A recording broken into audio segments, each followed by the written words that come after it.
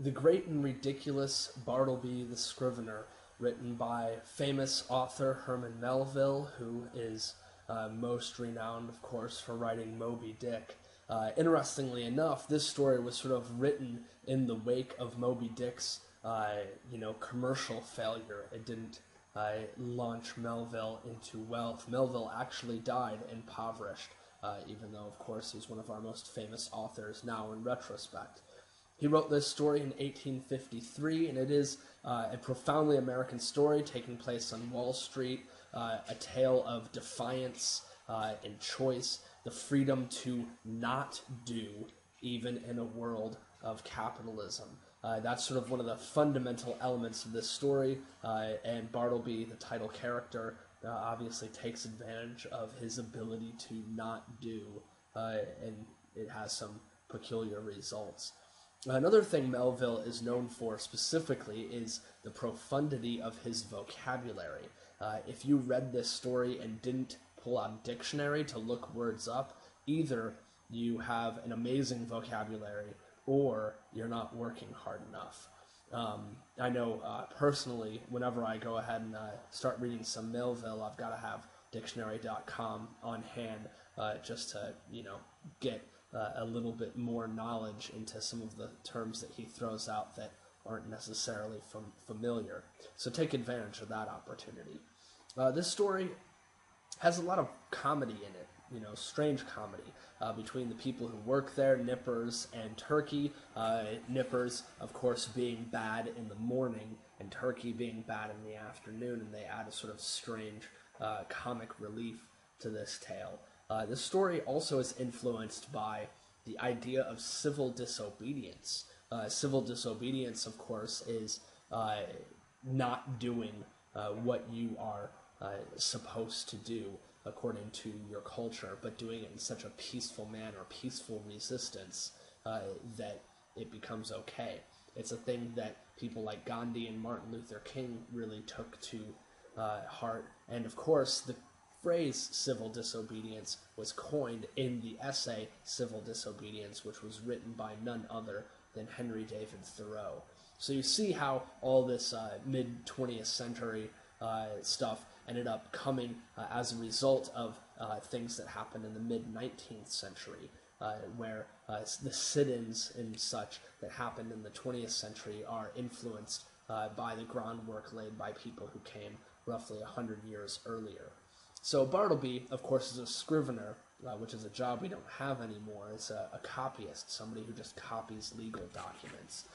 He's hired in by the lawyer, our narrator, and he eventually sort of moves in and stops doing work, letting loose with his most famous catchphrase, "I'd prefer not to," which is a fantastic thing to say, and it's just sort of funny to go around telling people. If somebody asks you, "Hey, can you wash the dishes?" Just say, "I prefer not to," and just bust that out. My wife really loves it when I do that. This piece of work is an exaltation of freedom. Bartleby is a complicated character. Is he lazy for not wanting to do anything? Is he crazy for not wanting to do anything and eventually wasting away?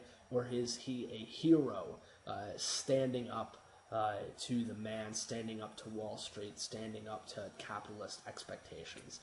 In all honesty, he's kind of all of these things, and it's just a matter of what interpretation you spin. You could very easily write a paper in which you espouse Bartleby as an American hero who stands up for what he believes in and is willing to die for his freedom. Or you could write a paper basically suggesting that he is a moron who dies just because he doesn't buy into the system. This story is also an example of absurdity, such as when he stares out the window directly at a blank wall. This is sort of a ridiculous thing to do. Kafka, who's perhaps the most famous of the absurdist writers, even though he never is known to have read Melville, is said that the specter of Melville sort of hovers over his work. Eventually, the narrator, he moves his business and Bartleby refuses to leave the old premises. And even though the narrator goes so far as to invite Bartleby to his own house because he's so disturbed by all of this, and the narrator goes and visits him in the tombs, the prison, and tries to pay for him to be taken care of, all of this sort of stuff, Bartleby just won't have it. It really does raise the question of Bartleby, obviously, as a character worthy of much interpretation, but then we also have the narrator. He is said to be an elderly man. He's obviously somebody who, has some things that he's mad about. Eventually he lost his job. That's a subtle thing that's mentioned over the course of the story. There's also the fact that he tries to go along with Bartleby. He tries to accommodate him. He tries to make sure that he's comfortable, all these sort of things. So it's like, what do we make of this guy? Is he a sucker, or is he just somebody with a golden heart who doesn't want to see someone suffer?